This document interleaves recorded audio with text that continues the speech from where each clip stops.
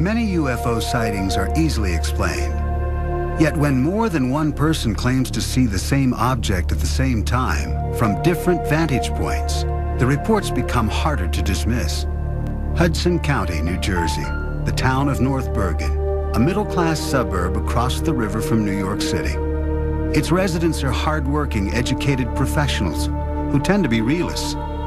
This is also a place where there have been persistent claims of alien and UFO sightings.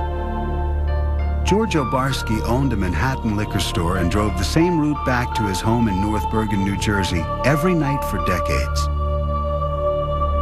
At 3 a.m. on the morning of January 12, 1975, as he was driving through the local park, his radio reception suddenly became distorted. He related the subsequent events to UFO investigator Bud Hopkins, who recorded his story with a portable tape recorder. Well, I would say that thing was 30 feet across. It was a big thing. Yeah. And it seemed to be, I would say, maybe 6 feet high. You know, like a pancake. Yeah. It was blown up and like a pancake. Right. And the thing landed right ahead of me. He described small figures who got out. He said they looked like kids in snowsuits, and they were each one carrying a kind of a squarish receptacle and a long spoon-like shovel. They dug soil samples extremely quickly, spooning up the dirt, put it in the little satchels, and got back in the craft. He said they moved incredibly fast, like kids coming down a fire escape. And the thing took off. He was absolutely terrified, stunned. He didn't know what he was seeing. Even after George Barski made it home, he was still shaken, terrorized by what he had encountered. I was scared to death. Yeah. You know, I was sweating, and I immediately made some tea. Boy, after that, I turned on this radio and I took 2 aspirins. Hey, you know, I was scared. Right. But man, this either I'm going crazy or there's something awful wrong with me. George Barski died in 1990. His son, Frank, remembers his father's story well. What he described was a big saucer-like object, which, for want of any better explanation, you'd have to call a UFO, unidentified flying object, that came down, was sort of disc-like on the bottom, had very strange lighting, sort of glowed. The clincher was, after it landed, my father described himself as being basically frozen, almost in fear. And this is a guy who'd been robbed a lot in the liquor store in New York and knew what fear was like and had coped with it a lot. But he said he was genuinely frightened of this thing. Bud Hopkins tried to corroborate George Barski's story with other witnesses, including a doorman who worked at the Stonehenge apartment building across the street from the park. I realized it was a big apartment building there, so I spent weeks trying to locate the doorman. I called him, and I remember my adrenaline rushing when this man said, "I will never forget it. This flying saucer came down and landed in the park," and I watched the thing come down. Then he started describing what it looked like, and it was an identical description to George. After writing about Barski's story in the Village Voice newspaper, Bud Hopkins kept looking for other possible witnesses. One family came to light afterwards. They were living about 5 blocks away, seeing this object coming down the street, maybe 40 feet up, slanted. And they described it as if it was looking in their windows. And even though the woman in the family was ill, she ran outside in her nightgown, bare feet, and the father and the children ran out, and they followed this thing down the street. A North Bergen school teacher, Ann Karlovich, says she listened skeptically as her daughters described the telltale evidence in the park on the day after the alleged incident. Back in 1975, we had heard about this incident, that there was a flying saucer in the park. So my daughter and her friends went down to the park to see what was going on, and they all came running back saying they saw rings and burn marks in the grass in the field down near the softball field. And they told me the whole story about broken windows, that the Stonehenge had a large glass facade and it was broken by a beam of light that hit it. The kids were awfully excited about it. Frank Barski also went to the site with his father. He knew him as a practical man, so it was difficult for him to understand why his dad held to such a seemingly irrational story. He didn't show much interest in things that couldn't be proved or disproved or that didn't apply to everyday life. And this was one of those categories that he felt didn't apply to everyday life. So I had a lot of trouble reconciling my knowledge of my father with this story he was telling me. He said, you know, I've lived a long life as honorably and truthfully as I was able to. And he said, a man doesn't do that for over 70 years and then throw it all away by making up some foolishness. The North Bergen area had a history of UFO claims prior to Barski's alleged alien sighting, and the reports are still coming in. Since the alleged sighting made famous by George Barski in 1975, residents of North Bergen, New Jersey have reported seeing dozens of UFOs on a number of different occasions. In the early evening of July 6, 1986, Wall Street investor Ron Lee and artist Nanetta Nappi were enjoying the sunset on her terrace in the Stonehenge apartment complex. I just said, what the heck is that out in the sky? I was just staring out and I saw something that was unidentifiable to me. And Nanetta and I looked at it and it wasn't moving. It didn't have any sound. And we just followed it with our eyes and tried to guess what that could be. Had it had a motor sound to it, I would not have been suspicious, but the fact that it was so silent and large, it was a large-shaped object, it drew my attention even further. I might have just ignored it. It was oval, and it had three sets of lights underneath it. And it just kept stationary in the sky for 5-10 minutes, and then at some point, it just took off and went south in a fashion without gaining momentum, but just going straight off with accelerated speed beyond what I was used to seeing. And shortly after that, very shortly, we heard noise and then saw military aircraft following it. The next day, sightings of this UFO were reported in the press. Nanetta was not one of the people who had called the local officials. Now, you don't want to talk about things that people could think that you're a little strange thinking about it. I was in denial about it because I didn't want to accept or believe that this thing did not have a rational reason behind it.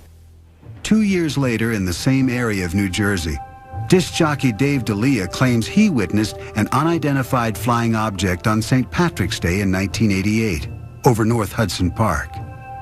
D'Elia says he was driving home when he noticed something in the sky. He pulled over. As I'm standing there, it's getting closer and closer, no noise at all, but the lights that made up the triangle were white, the diamond were white and green. D'Elia returned to his car and followed the UFO down the parkway for several miles, noting the shape of the craft. The shape of the UFO was a diamond shape like this. Where my thumbs was basically the part that was coming toward me. That's how it was flying. In 1993, 5 years after D'Elia's reported 1988 sighting, another North Bergen resident, Ann Karlovich, who had been skeptical of the earlier Barski sighting, claims she too was an eyewitness to an unidentified flying object. I saw this very kind of a elliptical shaped large light shining, and I looked at it and I said, gee, wow, what is that? And it seemed to be moving very slowly, but I wasn't sure. And then as I turned my car around, it was gone. So I came into the house, and my son-in-law and daughter were here. And I said to Joe, my son-in-law, I said, wow, did I see something strange on Boulevard East? And he said, I saw it too. It had a sort of eerie glow. It looked metallic and was very well lit, like with a fluorescent, bright flood kind of light. As I recall it to be a blimp-like object, like an elongated, like an ellipse, elliptical sphere, if you will. Joe Bass remembers reading the next day in the local newspaper that all the blimps in the area had been grounded due to foggy weather. I know what it wasn't. I know that it wasn't some sort of lights on the clouds or a meteor or anything like that. I suspect it was either some kind of government aircraft, some Air Force kind of aircraft that they don't let on that they have, aircraft of this type. It wasn't a plane, it wasn't a helicopter, it was like a blimp type object. It is quite clear that people in this area believe they are seeing UFOs. But are they alien spacecraft? Since World War II, reports of UFO sightings have grown to merit a system of classification, a way to categorize people's claims. This method was developed by an astronomy professor at Northwestern University, J. Allen Hynek. It was he who coined the phrase close encounter of the third kind to describe human contact with an alien. Philip Imbrogno collaborated with Hynek on his final book in 1987. They collected accounts of East Coast sightings, which Imbrogno says number into the thousands. As I began to investigate more cases, I began to realize that I was just touching the tip of the iceberg. Actually, in a period of 5 years, there were 7,000 sightings. Now, they were made by people who are pillars in the community. Police officers, pilots, lawyers, educators, scientists, executives for major corporations, all saw an object that they considered to be larger than a football field flying overhead. Psychologist Hubert Dolezal maintains that UFO believers are mistaken in what they think they are seeing. What we're looking at is a perceptual phenomenon where the background information is either dark conditions or dusk conditions, and where there's very little visual structure against which the object appears. Add to that the question of, does this person have myopia, nearsightedness, and astigmatism, suffers from any other kind of visual defect? And now you're looking at the question of not only unidentified moving objects, but unidentified stationary objects. I know what I saw. That's the only thing I can say. I know I saw something that didn't look like anything else I had seen before. Syndicated columnist Sally Deering grew up in the North Bergen area. She's heard dozens of the local UFO stories, and she thinks any belief in aliens and UFOs is ridiculous. They jump to UFO. And I think they jump to that too quickly. There's a lot of ways you could explain a lot of these things that we see. And I think that people just want to believe, they'll go from A to alien before they'll go to A to B. And I remember back in the early 70s how we would read books, Robert Heinlein's Stranger in a Strange Land, Kurt Vonnegut's books, and we would accept science fiction as some kind of metaphor for what we were living in at the time. This sort of feeling of being outcast in a society. Are alienated people confusing science fiction with reality? According to Professor Dolezal, those who claim to see aliens and UFOs may be experiencing a psychological need to be a part of a trend, something bigger than themselves, thus latching on to observations which have little or no supporting evidence. What I do believe is going on, it's the proverbial bandwagon effect, that it's popular to be included and to be part of this. It is becoming more and more accepted. The onus of you're nuts, or there's something wrong with your brain, or you're a liar has been vastly decreased. I think people are more open to the possibility. I believe every human being wants to be part of something that is special, that is important, that is exciting. Certainly with the advent of human beings becoming more sophisticated in terms of space travel, our own yearnings to be in space and to populate other planets, I think all of that has fueled, and reasonably so, this entire belief system and movement.